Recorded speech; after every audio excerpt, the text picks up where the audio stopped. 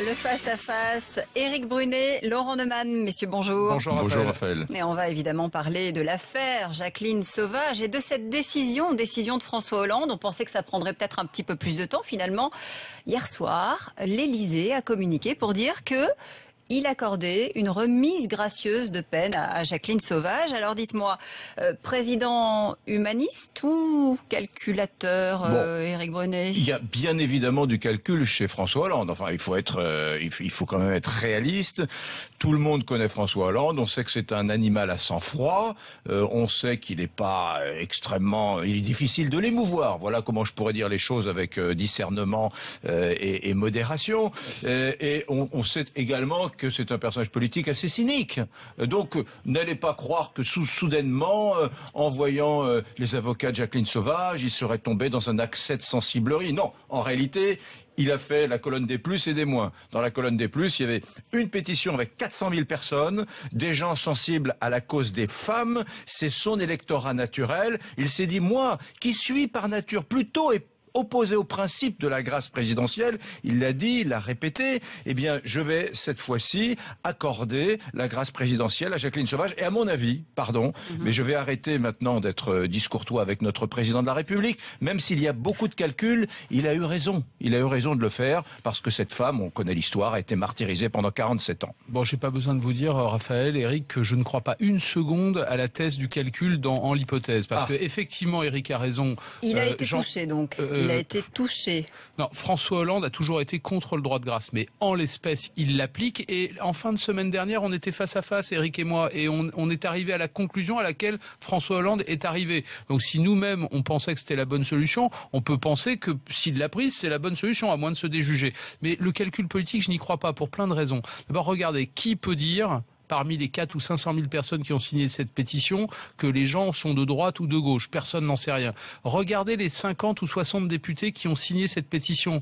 Une minorité est socialiste, une majorité sont de droite. Donc à qui souhaitait-il faire plaisir? En tout cas pas aux magistrats, si j'ai bien compris. Alors, à part Christiane Taubira qui s'est félicitée dans un tweet de cette décision, que je sache, les magistrats, eux, visiblement pincent le nez un peu. Précisément, il y a 2 jurys populaires qui se sont exprimés sur cette affaire. Elle a été condamnée. Alors, elle reste condamnée, bien sûr. Oui. Mais vous faisiez référence aux magistrats. Ils sont quand même un petit peu étonnés de cette décision du chef de l'État. Parce que je crois, Raphaël, qu'on se fourvoie sur le droit de grâce. Le droit de grâce n'est pas une remise en cause d'une décision de justice. La décision de justice, elle est passée 2 fois, vous avez raison de le dire, et le droit de grâce n'annule pas cette décision. Puisque la condamnation reste inscrite. La condamnation reste au casier judiciaire, c'est ce qui fait la différence d'ailleurs avec l'amnistie. Mais moi, j'entends un petit peu ce qui se passe depuis quelques jours. Pourquoi il prend cette décision? Parce qu'au fond, ce qui étonne tout le monde dans cette affaire, c'est moins la décision de justice que comment, pendant 47 ans, cette femme a-t-elle pu passer au travers de tous les radars. Les radars de la justice, de la police, des services sociaux, des amis, des voisins, des collègues de travail. Je rappelle quand même qu'elle est allée à plusieurs reprises aux urgences, que ses filles ont été violées, que son fils s'est suicidé, qu'elle a subi les coups de son mari pendant 47 ans et personne ne s'est jamais rendu compte de rien. Mais je pense que c'est ça la question. De jouer l'avocat du diable, ça on le savait aussi pendant le procès. Et oui, mais visiblement ça n'a pas ému les jurys. Moi, je dois dire qu'à la lecture de son dossier, j'en suis toujours parvenu. Éric, qu'est-ce qui a fait la différence? Comment ça s'est passé d'après vous dans la tête de François Hollande? Il voit les avocates, il voit les filles, il prend le temps de la réflexion, il consulte manifestement Manuel Valls, Jean-Jacques Urvoas. Qu'est-ce qui fait la différence? Qu'est-ce qui fait que ça bascule? Le calcul politique, je vous le redis. Et bien évidemment, il est attaché au principe de la séparation des pouvoirs. Il le dit, il le répète. Il sait que ça va un peu renacler dans les professions judiciaires. C'est déjà le cas ce matin. Oui, deux tribunaux, 2 juridictions qui en plus, à 2 reprises, condamnent à la même peine Jacqueline Sauvage, 10 ans de prison dans les 2 cas.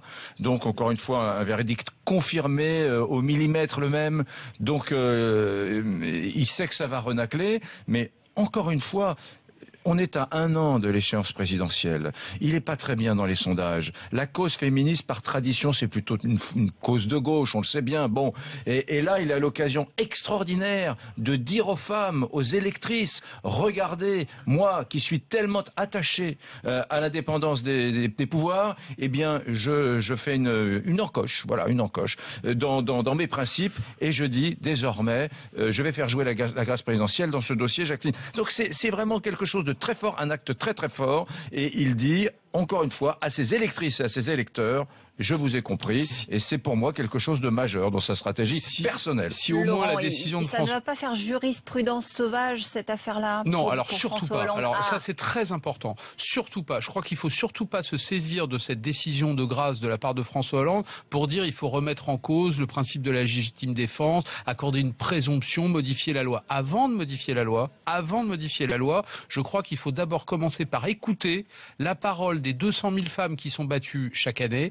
Il y a 130 femmes qui meurent chaque année sous les coups de leur mari violent. Avant de commencer à imaginer qu'on pourrait changer la loi, qu'on commence par mettre en place les services nécessaires ou les radars nécessaires pour que cette parole-là soit entendue. Peut-être que François Hollande a pensé à ça. Eric, il dit calcul politique. Eh ben, si c'était ce calcul politique-là, ce serait une très très bonne nouvelle. Ouais. Juste une chose, il va y avoir bien évidemment vers l'Élysée des tas de courriers, des tas d'avocats qui vont converger, qui vont dire regardez, la cause de mon client est tragique, sur un autre sujet, faites jouer la grâce présidentielle, c'est-à-dire qu'il crée quand même un précédent, une ouverture, une faille dans le système qui va pousser beaucoup d'avocats et de personnes qui défendent des causes à réclamer la grâce présidentielle. Il va falloir gérer ça à l'Élysée. En tout cas, on va en parler dans moins de 10 minutes maintenant, puisque je reçois l'une des avocates de Jacqueline Sauvage, maître Nathalie Tomasini, avec nous juste après le journal de 8 heures.